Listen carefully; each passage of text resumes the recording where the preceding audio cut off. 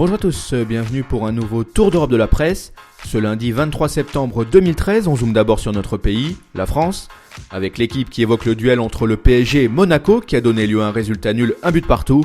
Pour ce quotidien, ce match a tenu toutes ses promesses au niveau du spectacle proposé au Parc des Princes. Les deux superstars, Zlatan Ibrahimovic et Radamel Falcao, se sont distingués en marquant chacune un but.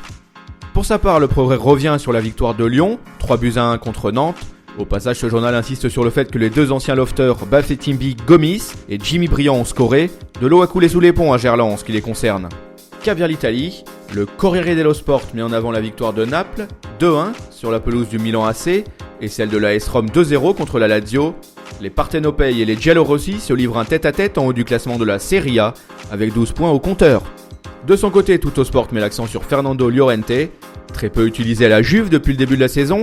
L'attaquant espagnol a marqué contre le Chievo Vérone pour un succès final 2-1. Son duo avec Carlos Tevez est vraiment prometteur pour la suite des événements. On traverse les Pyrénées, Marcaï As affiche la couleur en diffusant deux photos différentes sur lesquelles Cristiano Ronaldo et Isco se congratulent. C'est vraiment un luxe pour Carlo Ancelotti de pouvoir s'appuyer sur ces deux joueurs qui ont brillé de mille feux contre Retafe pour un triomphe 4-1. L'Espagnol a marqué une fois, tandis que le Portugais a réalisé un doublé. Sport quant à lui relaye une information diffusée dans le Daily Star. En clair, Andrés Iniesta serait dans le viseur des deux clubs de Manchester, City et United.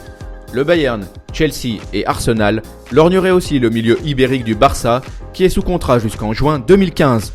De l'autre côté de la Manche, autrement dit en Angleterre, le Daily Mail, à l'image des autres médias britanniques, se penche sur la claque infligée par Manchester City à United.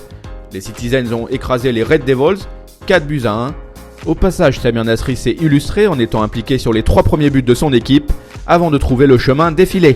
À Sunderland, l'éviction de Paolo Di Canio fait jaser. La défaite contre West Bromwich Albion 3-0 a été fatale au coach italien. Son compatriote, Roberto Di Matteo, tiendrait la corde pour le remplacer chez les Black Cats, dixit The Times. Voilà, cette revue de presse s'achève. On se retrouve très vite pour une nouvelle édition. En attendant, n'hésitez pas à suivre l'actualité sur le site de Top Mercato ou via nos applis pour mobile et tablette. Nos chaînes YouTube et Dailymotion sont aussi à votre disposition. Ciao!